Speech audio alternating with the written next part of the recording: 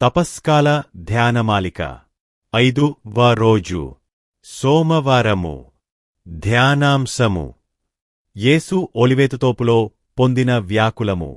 యేసు తన శిష్యులైన పేతురు, యాకోబు, యోహానులతో ఒలివేతుతోపులోకి ప్రవేశించిన తరువాత శిష్యులతో నేను కొంత దూరము పోయి జపించెదను, మీరిచటయుండండి అని చెప్పి ఆయన ప్రార్థన చేయబోయెను.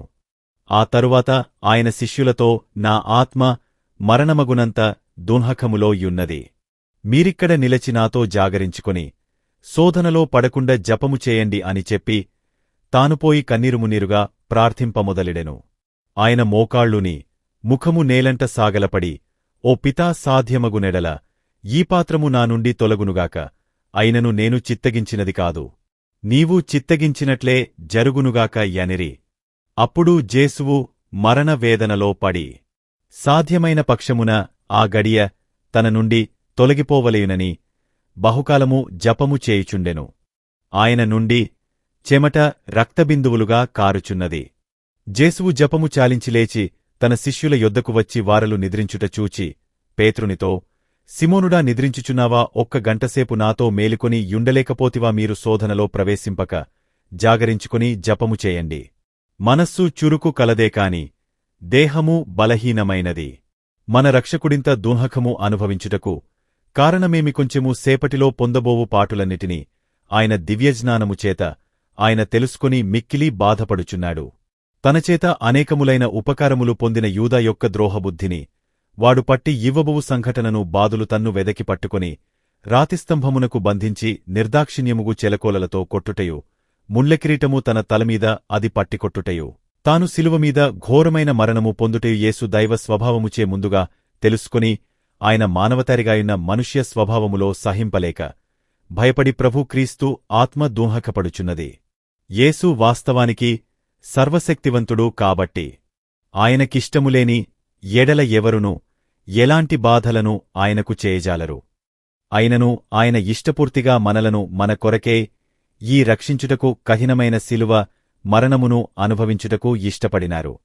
పరుల కొరకు నీవు ఏదైన స్వల్ప కష్టము పడవలసి వచ్చినేడల దానిని నీవు భరించుటకు నిండు మనసుతో సిద్ధముగా యున్నావా? లేక దానిని త్రోసివేయ తలంచుచున్నావా?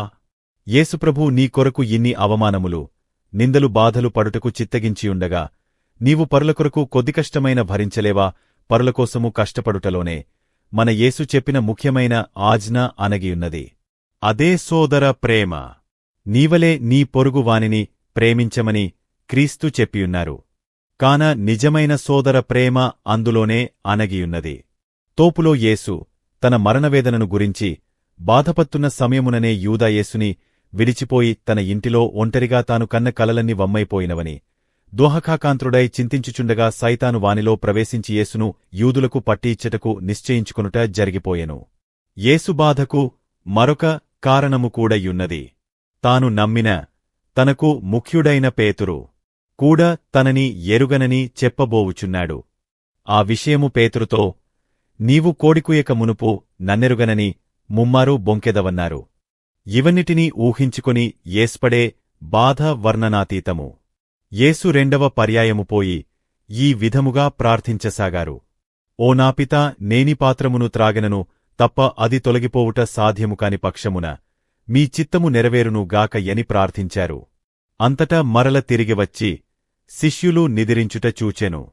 వారి కండ్లకు నిదురముబ్బు కమ్ముకొని యుండెను. వారలు లేచి నిలబడిరి. జేసువునకు ఏమి చెప్పాలాయని మూగనోముతో యున్నారు. పేతురు చిన్న స్వరముతో, నిదుర సైతాను మమ్ము ఆవహించినది అని అనెను. జేసువు వారలను విడిపోయి మరల జపము చెప్పుచూ మూడవ పర్యాయము ప్రార్థనకుపక్రమించారు. అదే సమయములో ఒక సన్మనస్కుడు యేసు కగుపించి ఆయనను కుస్తరించెను. అటు పిమ్మట మూడవ పర్యాయము శిష్యుల యొద్దకు వచ్చి యేసు శిష్యులతో, ఇదిగో వేళ సమీపించినది, నన్ను పట్టిచ్చువాడు సమీపమునే యున్నాడు, మనుష్య కుమారుడు పాపుల చేతికి అప్పగింపబడబోవుచున్నాడు, లెండిపోదము. ప్రియమైన దైవ ప్రజలారా, యేసు ఇంత బాధపడుటకు మరొక కారణము కలదు.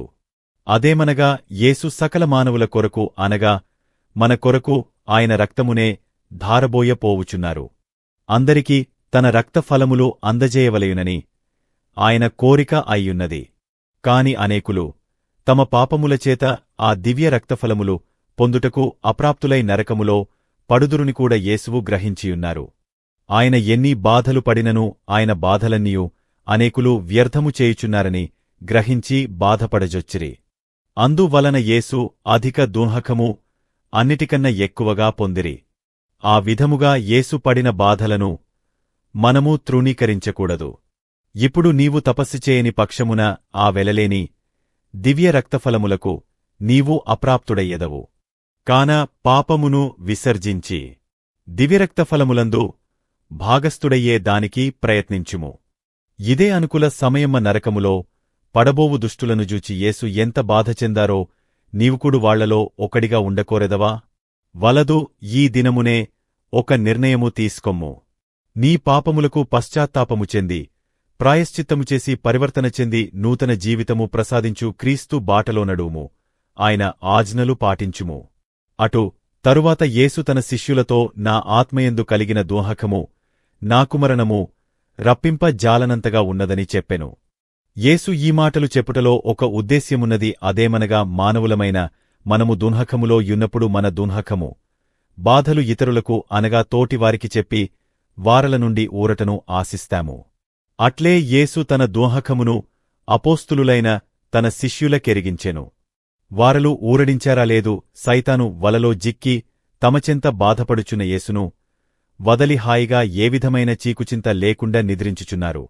అనేకులు యేసుకు నింద అవమానములుగా ద్రోహములు చేసి పాపము కట్టుకొనుచున్నారు. ఆయననేమైనా ఓదార్చుతున్నావా? నా రక్షకుని ప్రేమను క్రియలలో చూపుము. ప్రేమిస్తున్నానని నోటిమాట చెప్పుట చాలదు. ఆయన యందు నీకు గల ప్రేమను క్రియలలో చూపుము.